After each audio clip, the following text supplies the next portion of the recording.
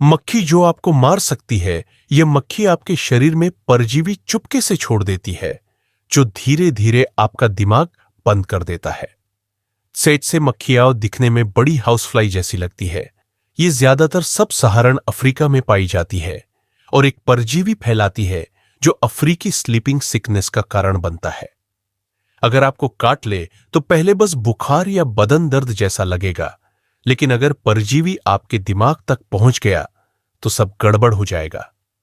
बीमारी बढ़ने पर लोग भ्रम में रहते हैं, अजीब व्यवहार करते हैं और दिन में कहीं भी सो जाते हैं। अगर इलाज न हो तो यह बीमारी लगभग हमेशा घातक होती है। इसके दो प्रकार है, एक धीमे धीमे कई सालों में मारता है और दूसरा कुछ महीनों में ही। डरावनी बात है, अच्छी खबर यह है कि 1990 में हर साल हजारों लोग इससे बीमार होते थे, पर 2018 तक ये संख्या 1000 से भी कम रह गई, नई दवाइयों और बेहतर जांच की वजह से।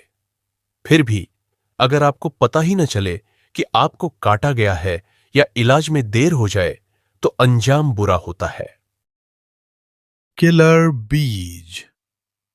किलर बी कोई मजाक नहीं है। इन्हें 1950 के दशक में अमेरिका में लाया गया था ताकि बेहतर हनी बी बनाई जा सके, पर ये सुपर एग्रेसिव हाइब्रिड बन गए। ये सामान्य हनी बी से ज्यादा दूर तक पीछा करते हैं, कभी कभी चौथाई मील तक। अगर इन्हें लगे कि इनका छत्ता खतरे में है, ये बस एक दो बीज नहीं भेजते, पूरा झुंड आता है। लोग सैकड़ों डंक के बाद मर जाते हैं। डंक आम हनीबीज जैसे ही होते हैं, पर संख्या खतरनाक है। ये रेसिडेंशियल एरिया, पार्क, कार तक में घुस जाते हैं। Killer hornets. 2020 में जब किलर हॉर्नेट्स की खबर आई तो लोग डर गए, और सही वजह से। जायंट एशियन हॉर्नेट करीब 2 इंच लंबा हो सकता है और इसका डंक आसानी से बीकीपिंग सूट में घुस सकता है।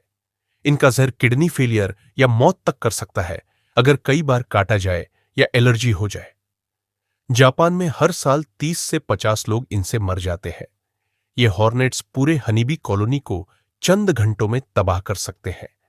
ये सिर्फ मारते नहीं, सिर अलग कर देते हैं और शरीर को अपने लार्वा को खिलाते हैं। नॉर्थ अमेरिका में इन्हें फैलने से रोकने के लिए बहुत काम किया गया। इनका ख्याल ही डरावना है कि विशाल हॉर्नेट्स उड़ते हुए मधुमक्खियों के सिर काट रहे हैं और लोगों को अस्पताल पहुंचा रहे हैं। अगर आप सेंट्रल या साउथ अमेरिका के रेन फॉरेस्ट में हैं तो बुलेट आंट से दूर रहिए। ये करीब 1 इंच लंबी होती हैं और इनका डंक दुनिया में सबसे दर्दनाक माना जाता है। लोग कहते हैं ये ऐसा दर्द देता है जैसे किसी ने सच में गोली मार दी हो। जस्टिन श्मिट, जो स्टिंग पेन इंडेक्स बनाते थे, उन्होंने खुद को ढेर सारे क्यूनों से डंक मरवाया और उन्होंने बुलेट आंट को टॉप पर रखा। इसे शुद्ध तीव्र चमकदार दर्द कहा। ब्राजील के कुछ आदिवासी तो युवाओं की दीक्षा में हाथों में बुलेट आंट्स भरे ग्लव्स पहनवाते हैं ताकि उनकी बहादुरी साबित हो। सोचिए, दर्जनों सबसे दर्दनाक डंक खुद ही झेलना। Kissing bug.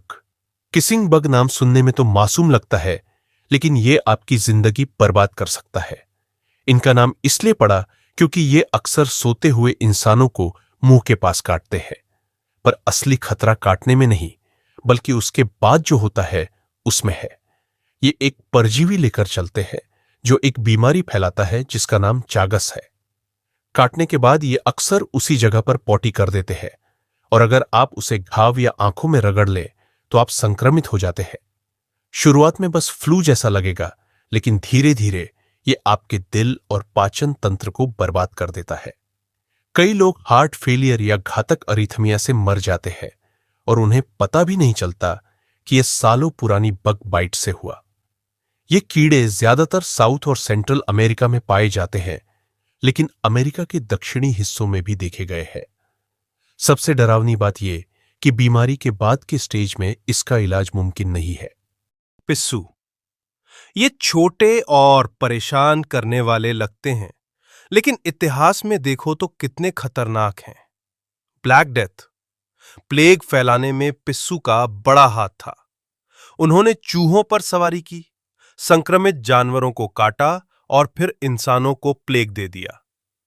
आज भी ये टाइफस और कैट स्क्रैच फीवर जैसी बीमारियां फैला सकते हैं।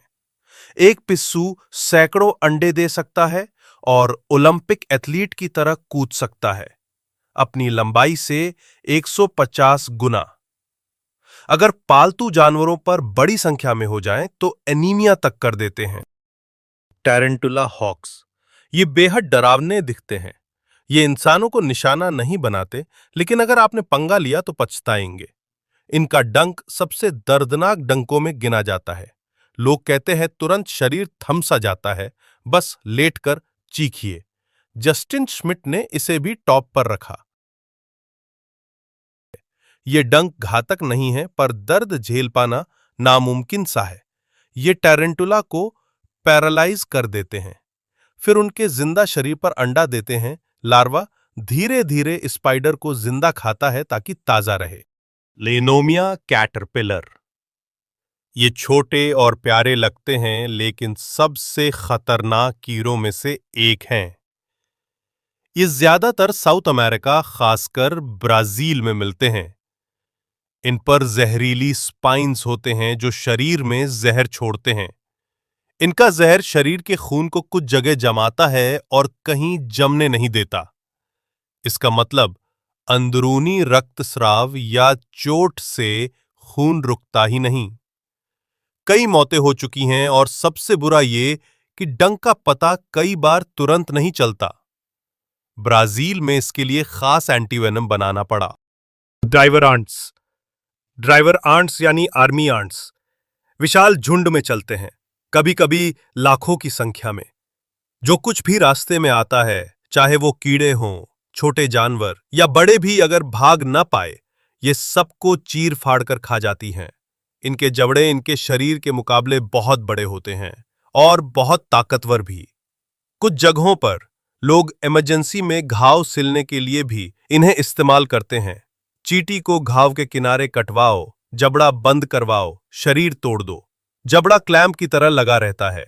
ये झुंड अफ्रीका में पाए जाते हैं और इंसानों को शिकार नहीं बनाते, लेकिन अगर आप इनके रास्ते में आ गए तो ये काट काट कर भर देंगे। कोई शेर, शार्क या सांप नहीं, बल्कि मच्छर है। हर साल लाखों लोग मच्छरों से फैली बीमारियों से बीमार होते हैं और लाखों मर जाते हैं। मलेरिया अकेले 2022 में करीब 249 मिलियन लोगों को हुआ और 600,000 से ज्यादा मौतें हुईं। Dengue, Zika, West Nile virus, yellow fever सब फैलाते हैं। हमने स्प्रे, मच्छरदानियां, वैक्सीन, जीन मॉडिफाइड मच्छर तक छोड़ दिए, लेकिन ये रुकते नहीं। छोटे दिखते हैं, लेकिन धरती पर सबसे ज्यादा जान लेने वाले यही है।